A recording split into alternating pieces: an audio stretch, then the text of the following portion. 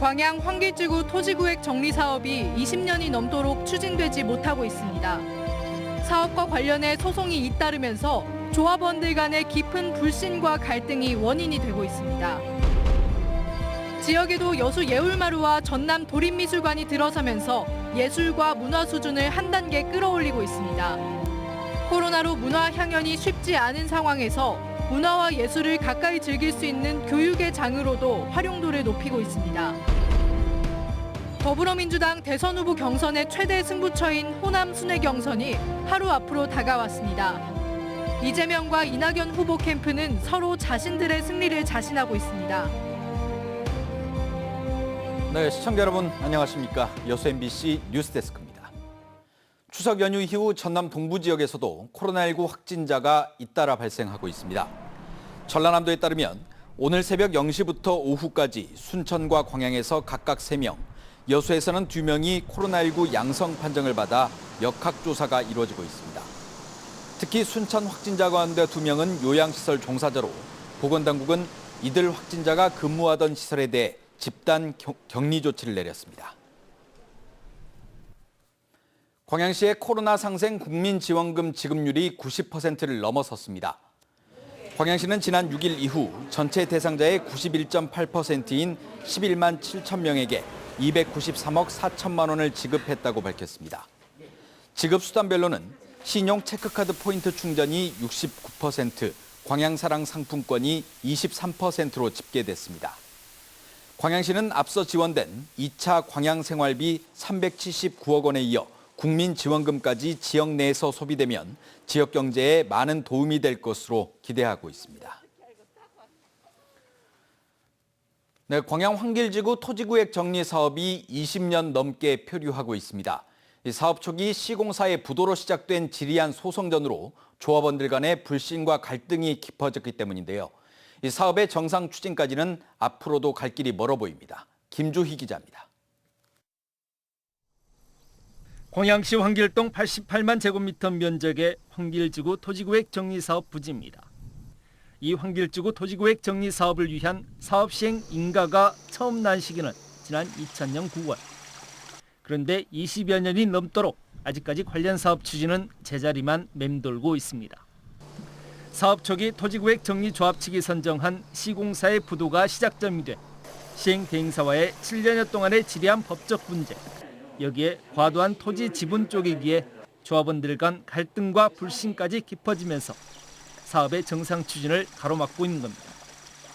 특히 최근 제6대 신임 조합장 선출과 관련해 깊은 갈등이 다시 한번 수면 위로 떠올랐습니다. 지난 11일 10차 조합 총리에서 신임 조합장에 출마했던 두 후보가 단일화를 이루고 이에 따른 의결권 득표수 환산 과정에 불법적인 정황이 있다는 주장이 제기되면서 정회가 선언된 겁니다.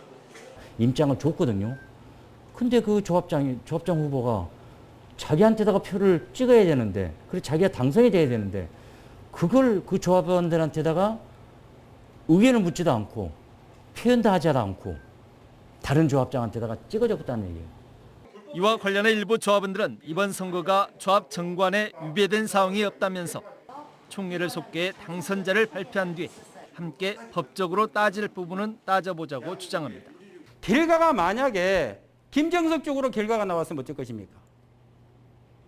정량규 쪽으로 결과가 이렇게 나오니까 주가 억지를 부리고 지금 이렇게 만행을 부리는 거 아닙니까?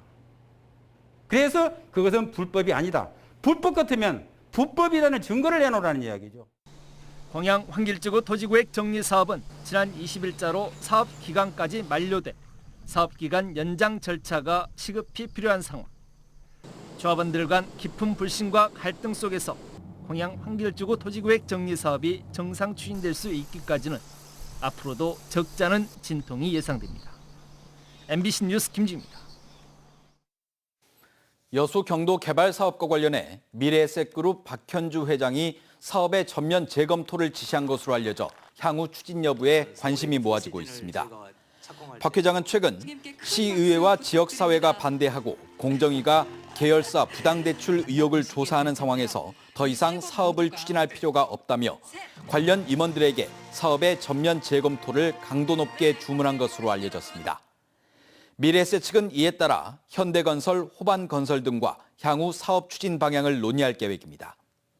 한편 여수시는 최근 이 사업을 투기로 보는 것은 바람직하지 않다며 시민들의 성원과 협조를 당부하는 입장문을 발표한 바 있습니다. 여수 웅천 장도공원에 휴식과 치유를 위한 예술숲이 조성됩니다. 여수시는 웅천 장도를 예술로 치유되는 섬으로 조성하기 위해 지난 6월 예술의 숲 조성공사에 착수했으며 오는 2023년까지 50억 원의 사업비를 들여 다도해 정원과 샘터 정원을 조성하고 난대숲 복원 등을 추진할 계획이라고 밝혔습니다. 여수시는 장도의 지리적인 특색을 살린 예술의 숲이 조성되면 남해안권 문화예술의 랜드마크가 될 것으로 기대하고 있습니다. 네, 민주당 경선의 최대 승부처인 호남 지역의 순회 경선 결과가 내일과 모레 잇따라 나옵니다. 유력 대권 주자인 이재명, 이낙연 후보 측은 서로 자신들의 승리를 확신하며 권리당원의 참여를 독려하고 있습니다. 윤근수 기자입니다. 이재명 후보 캠프는 호남 순회 경선에서 50% 안팎을 득표할 걸로 예상합니다. 지역별로는 전북에서 압승, 광주는 우세, 전남은 백중세로 전망했습니다. 그래도 격차가 크지는 않을 것으로 예측했습니다. 두 자릿수까지 격차가 저희들이 벌리면서 이기는 건 쉽지 않다 이렇게 봅니다.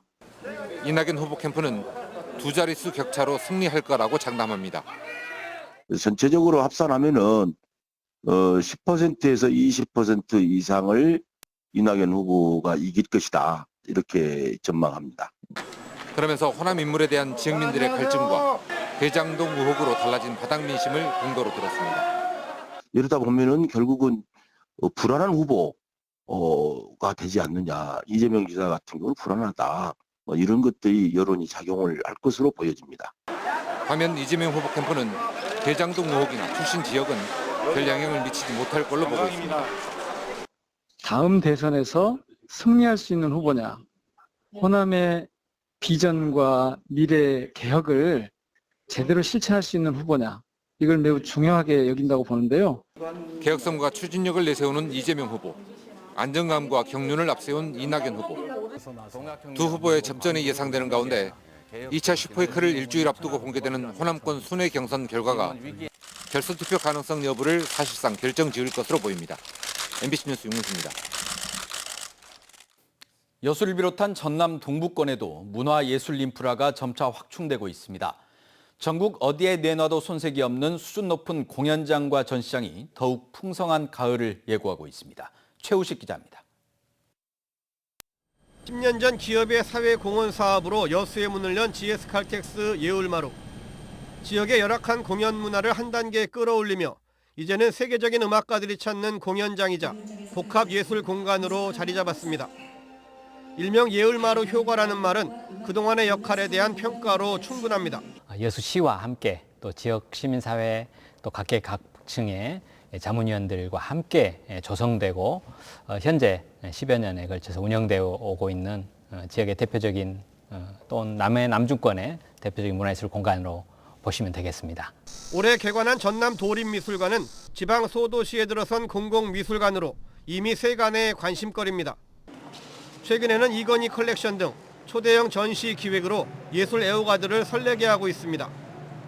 특히 지역에서 활동하는 예술인들에게는 더없이 중요한 장소가 됐습니다. 저희 미술관은 이 지역의 그러니까 유능한 그런 작가분들의 어떤 이 기지가 되는 거죠. 출발을 위한 이 터전이고 기지고요. 그래서 모든 전시에 우리 지역 작가들을 위한 전략이 깔려 있다라는. 전국 어디에도 뒤지지 않는 시설들이 지역민들에게는 친숙한 나들이 장소로 문화와 예술을 가까이 접하고 즐기는 교육의 장으로 한 걸음 다가서고 있습니다. 그냥 미술관의 어떤 건물 공간을 즐길 수도 있는 거고요. 이렇게 해서 처음 오시는 분들 미술관이 진짜 누구에게나 열려 있잖아요. 네. 그렇기 때문에 그냥 편하게 오시면 될 것 같고요. 예울마루와 도립미술관이 지역의 문화 공연 예술을 선도하면서 지역민들에게는 볼거리도 크게 늘었습니다. 불어 그 노두끼를 만든 이유가 있습니다. 그것은 일종의 서울에서는 연출할 수 없는 그리고 무태에서는 연출할 수 없는 우리 해안가 바다 가에서만 연출할 수 있는 것이 바로 저수간만이잖아요. 그런 저수간만의 차이를 이용해서 하루에 2번 가까운 곳에 있는 수준 높은 미술관과 공연장이 올가을 지역의 예술과 문화의 향연을 더욱 풍성하게 하고 있습니다. MBC 뉴스 최우식입니다. 올해로 6번째를 맞은 여수국제음악제가 공연장을 벗어나 직접 시민들을 찾아갔습니다.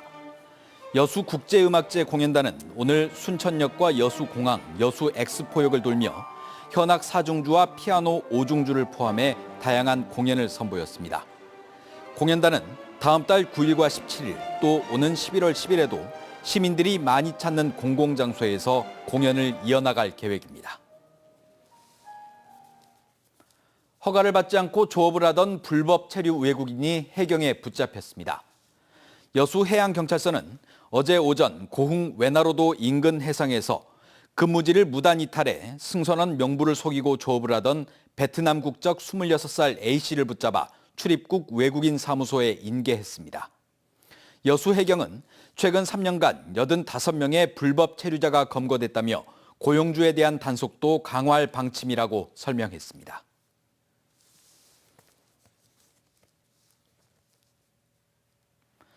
정부가 광주공항과 무안공항의 통합을 군공항 이전과 연계해 추진하기로 했습니다. 국토교통부가 고시한 제6차 공항개발 종합계획에 따르면 무안공항을 서남권 중심공항으로 활용할 수 있도록 광주공항과의 통합을 추진하되 통합 시기는 광주 군공항 이전 추진 상황과 지역 의견 등을 종합적으로 고려해 결정하기로 했습니다. 국토부는 또 통합에 대비해 무안공항의 시설 확충과 교통여건 개선 사업도 함께 추진하기로 했습니다. 여수 연도가 전라남도의 가고 싶은 섬 가꾸기 사업에 최종 선정됐습니다. 여수시는 이에 따라 250가구가 살고 있는 연도에 내년부터 5년 동안 총 50억 원의 사업비를 투입해 생태 관광지를 조성할 계획입니다. 전라남도가 지난 2015년부터 추진해온 가고 싶은 섬 가꾸기 사업은 공동화가 심각한 도서 지역을 명품 여행지로 조성하기 위한 주민 주도형 사업으로 여수에서는 낭도와 손죽도에 이어 이번에 연도가 3번째로 선정됐습니다.